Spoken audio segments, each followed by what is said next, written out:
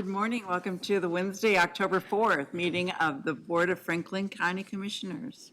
Commissioner Stottlemyre? Present. Commissioner Harris? Present. Chair Dickinson? Present. Commissioner Dunn? Present. Vice Chair Waymire? Present. Rise and join me for the Pledge of Allegiance, followed by the invocation. I pledge allegiance to the flag of the United States of America and to the republic for which it stands, one nation, under God, indivisible, with liberty and justice for all. Good morning, Commissioners. Where there's no vision, people cast off restraint, but the one who heeds wisdom's instruction is blessed. Let me pray. Heavenly Father, I pray you would bless this meeting today, that whatever needs to get accomplished would get accomplished quickly, and that all of these commissioners would be blessed with wisdom beyond their own. In Jesus' name, amen. Thank you. All right, this morning we are issuing a proclamation formally designating October 2023 as National Domestic Violence Awareness Month. I'm going to read the proclamation, and then Adrian Nunez from the Willow Domestic Violence Center is going to accept the proclamation. It'd be great if we didn't have to read these every October. You know, you would think that hopefully we'd be making some headway, but here we go. Whereas more than 20,000 calls are placed to domestic violence hotlines nationwide every day, whereas one domestic violence incident occurs every 23 minutes, and one domestic violence murder occurs every 11 days in the state of Kansas. Whereas in Franklin County in 2021, there were 114 reported incidents of domestic violence, 75 of which resulted in arrests. Whereas the impact of domestic violence is felt not only by individuals and families, but communities and a nation as a whole. Whereas Franklin County joins with others across the state of Kansas and nationwide in supporting domestic violence victims and survivors, the advocates and organizations who serve them, and holding offenders accountable in our community. Therefore, be it resolved that the Franklin County Board of Commissioners formally designates October 2023 as Domestic Violence Awareness Month in recognition of the critical work being done by domestic violence advocates and allies in service of the survivors and victims they serve, and encourage all citizens to actively engage in the scheduled activities and events sponsored by Willow Domestic Violence Center and other organizations working toward the eradication of domestic violence. Domestic Violence Awareness Month, October 2023, signed this 4th day of October 2023. Adrian. Thank you for coming this morning. Yes, of course. Thank you so much for having us. Sorry, I'm getting over a little bronchitis right now, so my voice is kind of gone. But, we're just going to come here and say thank you so much for proclaiming October Domestic Violence Awareness Month. We have been doing a lot of work in all of our service areas, which is Douglas, Franklin, and Jefferson County. We do have a number of events going on in Lawrence. You can find all of our events on our website, willowdvcenter.org/dvam. There is one specific event we're having down here, though, on October 16th, and that is called In Her Shoes. Oh, let me make sure I'm on the right date. Yep, it's called In Her Shoes. That is a simulation where you can come. There's going to be different stories, and you kind of walk through somebody's story. You can choose maybe what decisions they make, and it kind of helps you to see why it can be difficult to leave a abusive relationship. And so we definitely invite everyone to come to that, learn a little bit more about the nuance of a domestic violence relationship, and we would just love to host everyone. So again, thank you so much for inviting us down here and letting us proclaim this. So thank you. Thank you. Do you want a picture? I didn't know the way you were feeling if you wanted to, but you could come up here, we could get a picture. I feel bad because I want it to be Gabby since she's your actual advocate. Okay, all right. That's okay. I will just, yeah. Okay, all right. Well, then we have this sign for you to take. Oh, perfect. Thank you And so much. thank you. Have a good day. All right. All right, do we have any other correspondence for, okay, do we have any public comment today? No. All right. Let me get to the consent agenda today. Consists of the meetings from the September 27th, 2023 meetings, claim vouchers in the amount of $1,245,077.37, and solicitation of hire bids. Do I have, all right. Second. Commissioner Stottlemyre? Yes. Commissioner Harris? Yes. Commissioner Dunn? Yes. Commissioner Waymire? Yes. Chair Dickinson? Yes. All right, our first order of business is to consider for approval the Franklin County 2024 holiday schedule. Amy Hodo. Morning, Commissioners. I have the 2024 holiday schedule for you guys to hopefully approve. It's exactly the same as it's been the last few years. 11 actual holidays plus a personal day, which we count as a floating holiday, that people can use at their discretion. Like I said, there's not really anything different, but I'm happy to answer questions if you have any. We pretty much follow the state. Pretty except for much. that The state floating has holiday not, the last few years, they haven't published their Oh, holidays well enough in advance for me to get it to you guys, but yes, these are the typical state holidays. Floating holiday has proven to be popular amongst our Yes. employees. we've done that for a couple of years. Yeah. Yeah, I think people really like that. Okay. Well, then an affirmative motion would be to make a motion to approve the 2024 holiday schedule for Franklin County employees. I'll make that motion. Second. Commissioner Harris? Yes. Commissioner Dunn? Yes. Commissioner Waymire? Yes. Commissioner Stottlemyre? Yes. Chair Dickinson? Yes. Thank you. Thank you. Our second item of business is to consider for approval fiscal year 2023 workstation rotation. Dustin Corrigan, our IT director. Good morning, Commissioners. So fairly routine process that we do here every year and bring this bulk order to you. There's a couple things on the cover letter that I'd like to go ahead and update the commission on that's changed since I did this. After speaking with Janet, we felt that it was time to go ahead and transition to where some of these were being paid for. So what's coming out of the IT hardware line is closer to just under $10,000. What we are doing to resell and charging back departments is a little bit higher. Some of that is some systems in Janet's office and the treasurer's office where they now have a clerk and a treasurer technology fund that is being collected. We felt it was more appropriate for those funds to be paying for those workstations rather than to take them out of the ad valorem dollars in the IT budget. So that's why some of these, the differentials change. The total is the same. It's still the $38,609. And at the bottom in the specific actions requested, you can see that I put 403 cents and that it should be 43 cents. That is on the quote behind there. So there was a typo on that specific action requested that it is not 403 cents. So be glad to answer any questions. This is a little bit higher, as you can see in there on the base workstation. They went up by a little bit, or $94 and some change. That was primarily due to timing. We're late enough in the cycle. We're not at the end of Dell's fiscal year. We're not able to get the previous generation of hardware in this, so we saw a little bit of a price increase that I'm hoping my timing improves and gets into the right part of the cycle next year to bring that back down. Any questions or comments?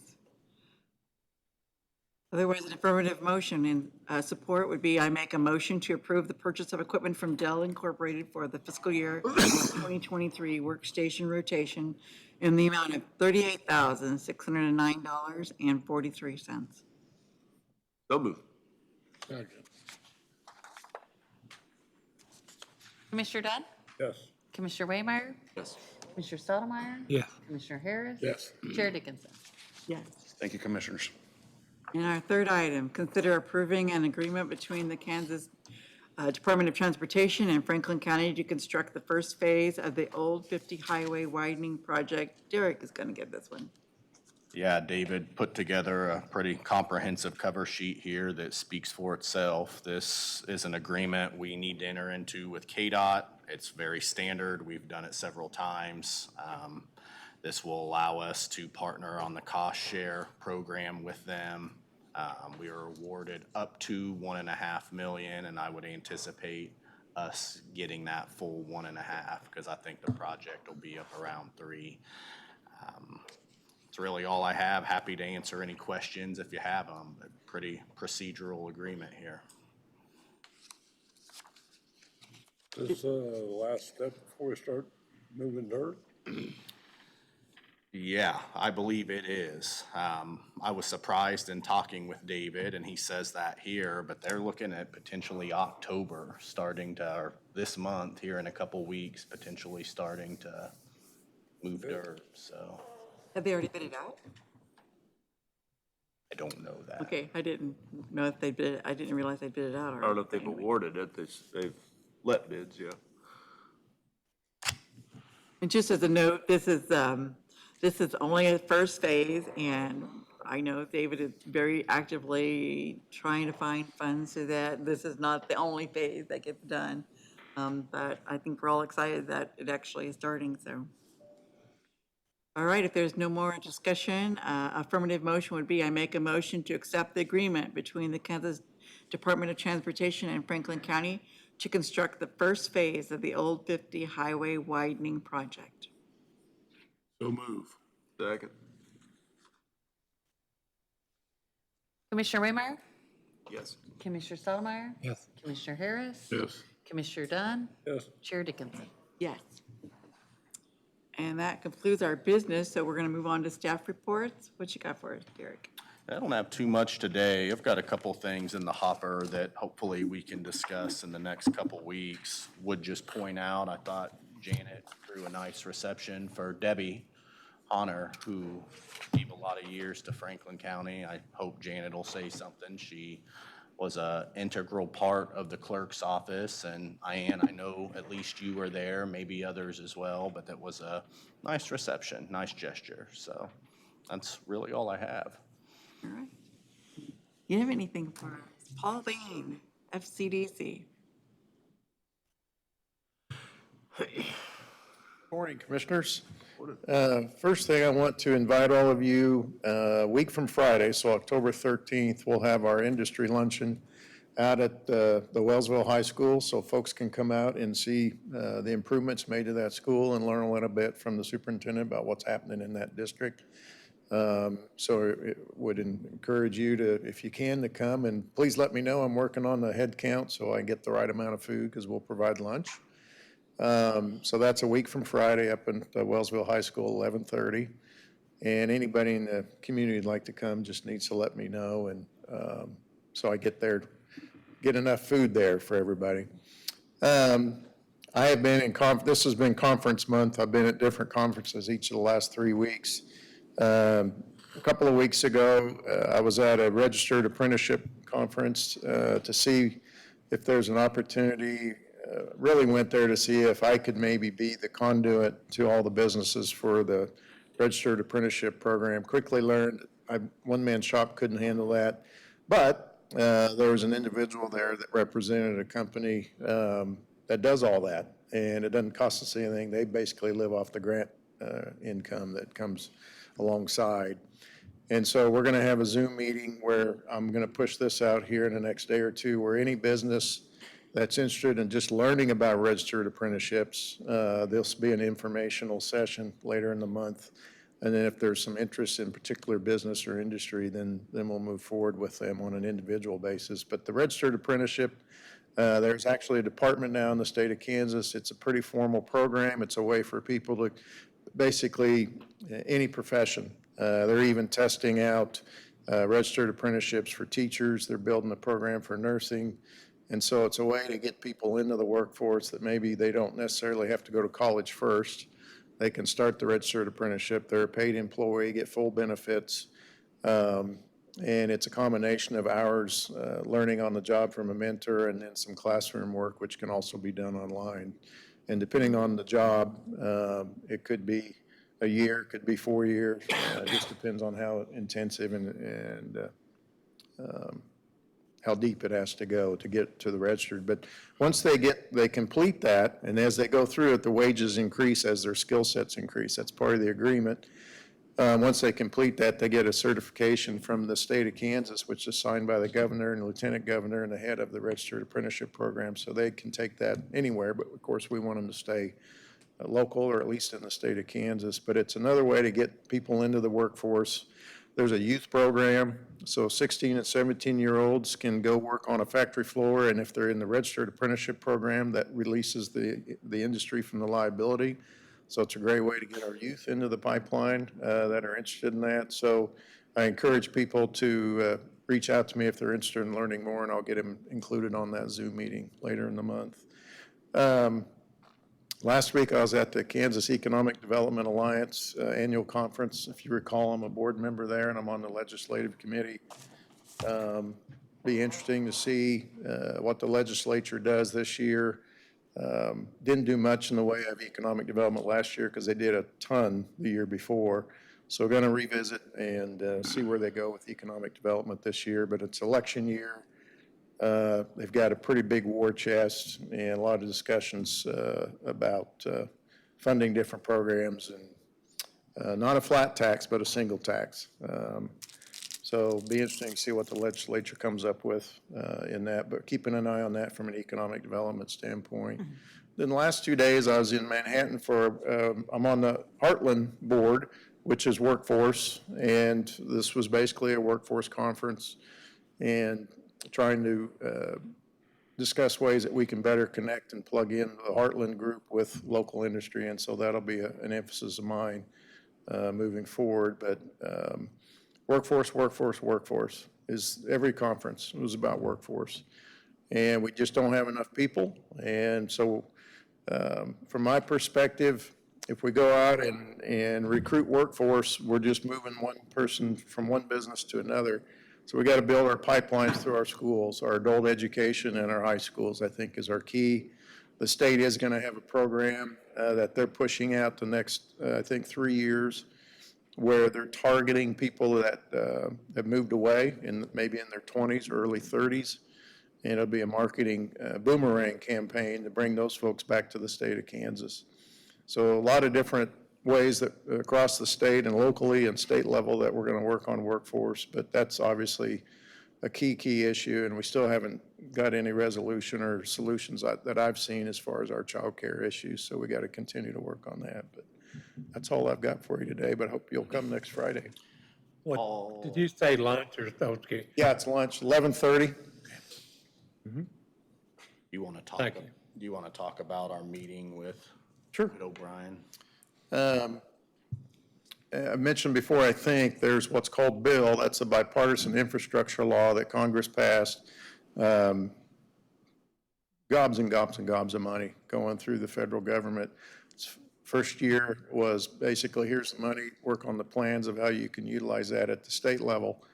And so there's federal grants and there's state support as a result of this legislation. And we have a contact, courtesy of the state of Kansas pays for this, at Whit O'Brien, that can kind of be our point person as we think of projects. And it deals with cybersecurity, infrastructure, water,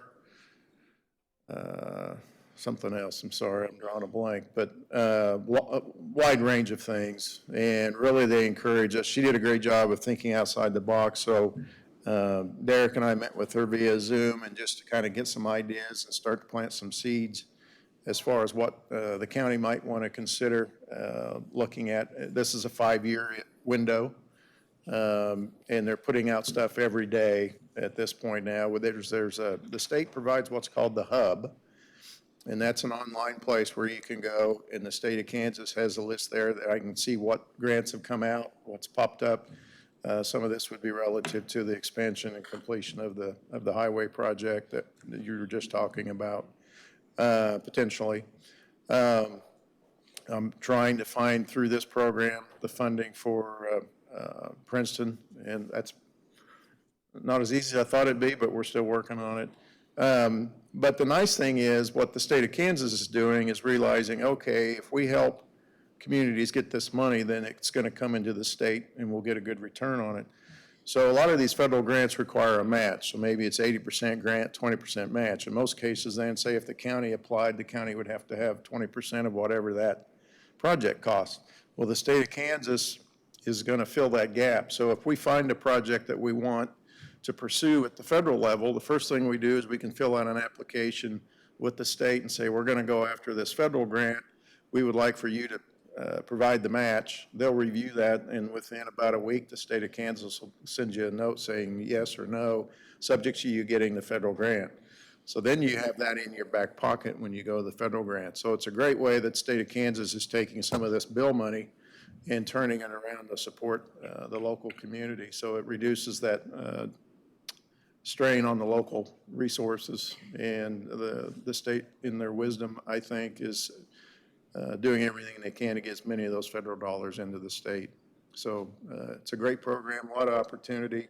We're just starting to kick the tires on it, but I'm pushing this out to different communities. I've mentioned it to Wellsville, and we're going to try and set up a Zoom meeting with her for the city commission in Wellsville so they can kind of start thinking about it too, because obviously, as we know, they have a lot of infrastructure needs as they're growing so rapidly. So it's a great timing for us. Well, and one thing we realize is that all of our small communities have a lot of infrastructure needs. And so what we're brainstorming is a way that the county can pull them all together. Right. And because one thing we've been told over and over is that when municipalities partner with each other, then the likelihood of success increases fairly dramatically. So if we can get them all wrapped up into a package, and I'm contemplating getting really creative with this and seeing if we can tie it into our public works yard revisions that we're looking at.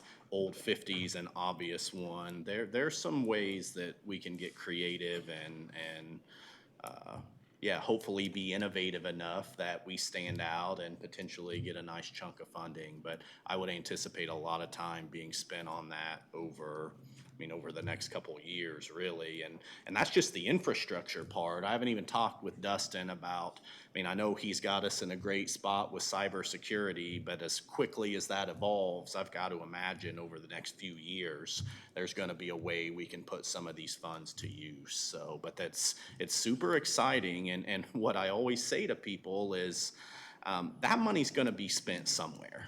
It's gonna be spent somewhere, so it might as well be here, helping us offset what would otherwise be used with property tax dollars. So it's an important project that we're gonna spend a lot of time on. That's all I got. Thanks. All right, cool.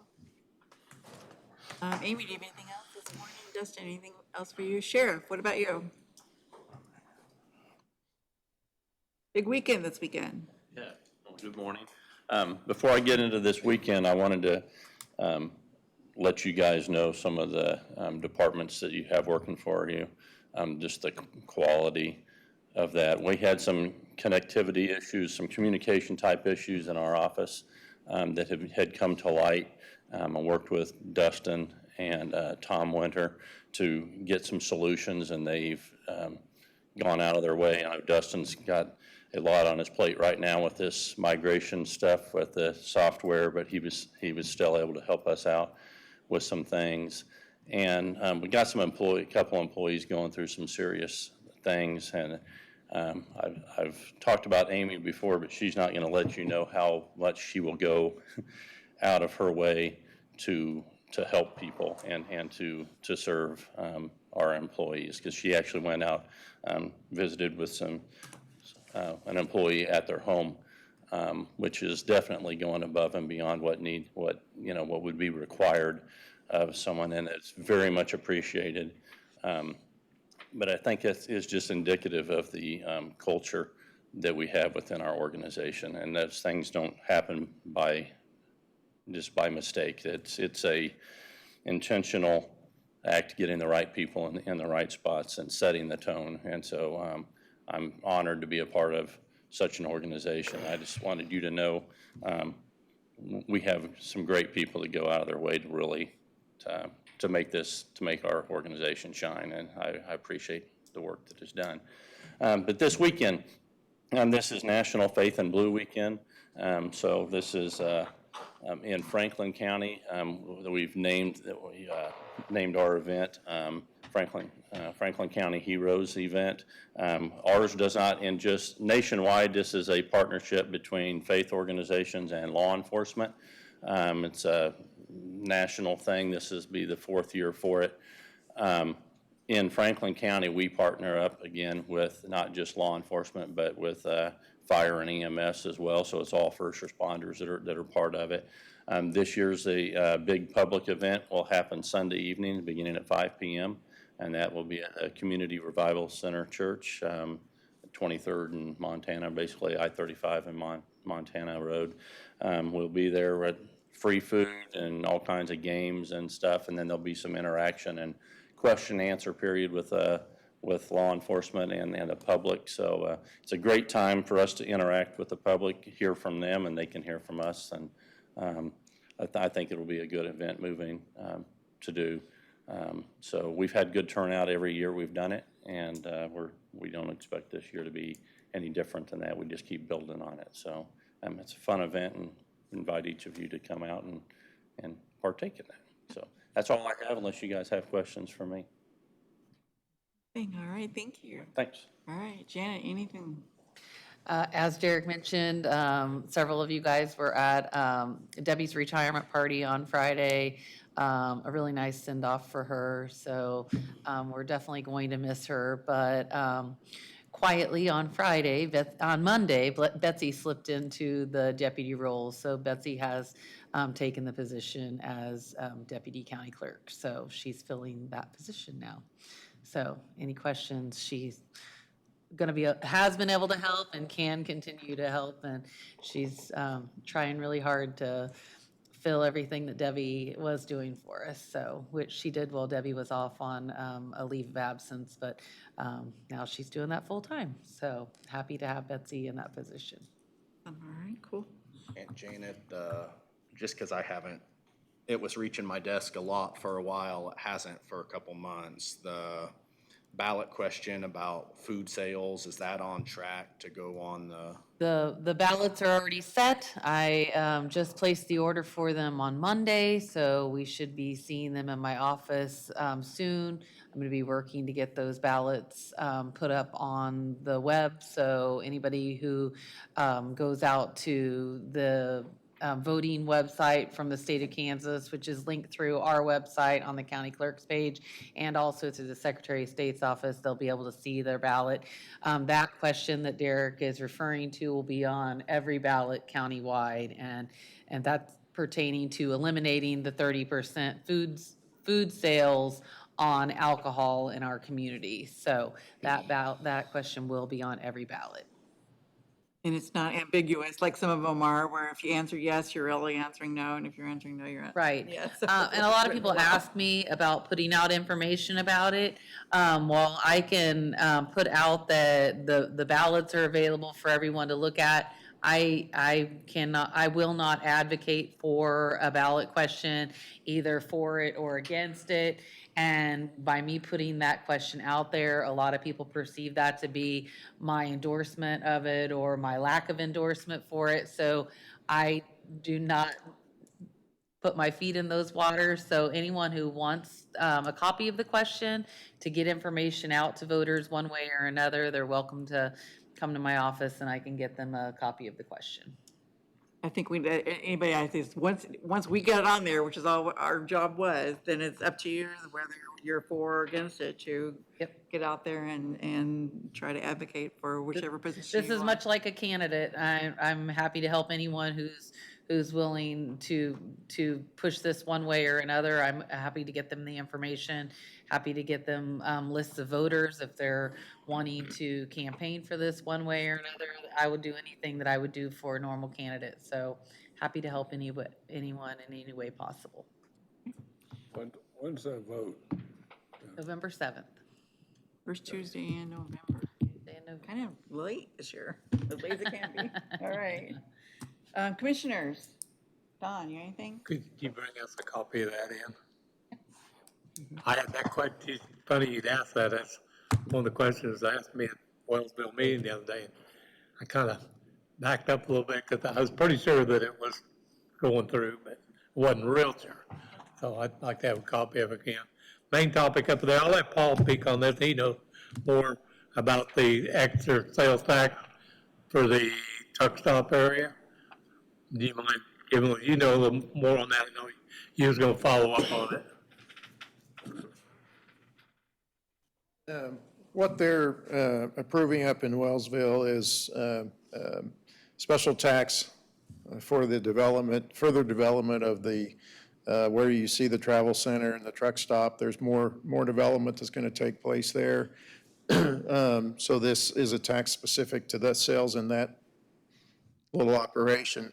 And some of that money will be used to improve and establish the right exits, entrances along the highway there. The owner himself is putting $1 million into this, and so really, when you do the math, he's probably not going to get all that back in assistance, and so he's being a great community partner, Stan Kime. But they do have plans in 2024. They're moving forward with their A&W and I think a car wash. I've had some discussions with Stan and his partner on some other ideas that hopefully we can move forward more quickly. But it's just another way a local government can provide assistance through tax relief and tax support. And I really like, in that case especially, because most of the people that are spending money there are traveling.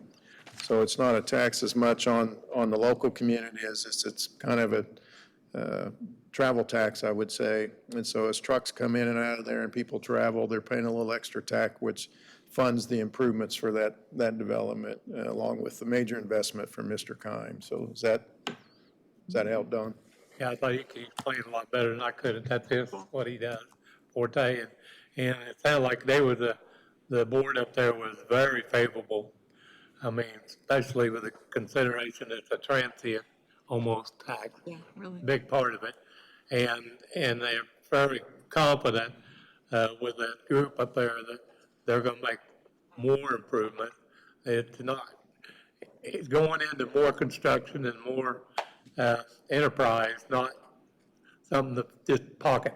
You know, it's something that they want to dedicate to improving our county and that corner. And so I thought it was a really good deal. So that's basically all I got.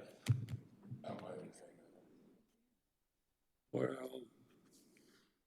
I always like fence viewing, and I know a couple guys went on a fence viewing, and I haven't heard back from them. We'll talk about that later. Okay. I always worry about that. Well, waste of time. They're here. All right, anything else? Last Wednesday, I went to the KAC, Kansas Association of Counties Board meeting. It was a little bit longer because they are still working on their legislative position in anticipation of the 2024 Kansas legislative session. Thursday, there was a Chamber After Hours sponsored by the Chamber for Crown Realty's 50th anniversary. And there was also an RMH board meeting. If you haven't heard it, you probably will hear it, as in, I think, November 8th or right in there.